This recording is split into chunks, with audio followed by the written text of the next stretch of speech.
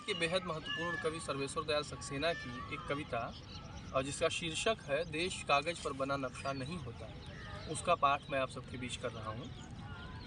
यदि तुम्हारे घर के एक कमरे में आग लगी हो तो क्या तुम दूसरे कमरे में सो सकते हो?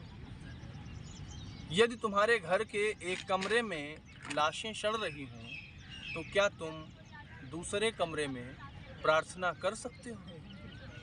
यदि हाँ, तो मुझे तुमसे कुछ नहीं कहना। देश कागज पर बना नक्शा नहीं होता कि एक हिस्से के फट जाने पर बाकी हिस्से उसी तरह साबुत बने रहें और नदियाँ, पर्वत, शहर, गांव वैसे ही अपनी अपनी जगह दिखें, अनमने रहें।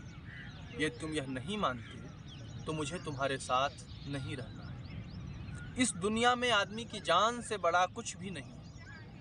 इस दुनिया में आदमी की जान से बड़ा कुछ भी नहीं है।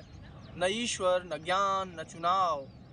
कागज पर लिखी कोई भी इबारत फाड़ी जा सकती है और जमीन की 7 परतों के भीतर गाड़ी जा सकती है। जो विवेक खड़ा हो लाशों को टेक वह अंधा है।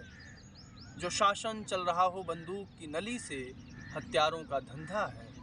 ये तुम यह नहीं मानते तो मुझे अब एक क्षण भी तुम्हारे साथ नहीं रहना है। याद रखो, एक बच्चे की हत्या, एक औरत की मौत, एक आदमी का गोलियों से चिथड़ा तन किसी शासन का ही नहीं, संपूर्ण राष्ट्र का है पतन।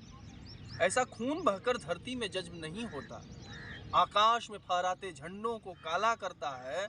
जिस धरती पर फौजी बूटों के निशान हों और उन पर लाशें गिर रही हों, वह धरती ये तुम्हारे खून में आग बनकर नहीं दौड़ती तो समझ लो तुम बंजर हो। ये तुम्हारे खून में आग बनकर नहीं दौड़ती तो समझ लो तुम बंजर हो गए हो। तुम्हें यहाँ सांस लेने तक का नहीं है अधिकार। तुम्हारे लिए नहीं रहा अब यह संसार। आखिरी बात बिल्कुल साफ। आखिरी बात बिल्कुल साफ।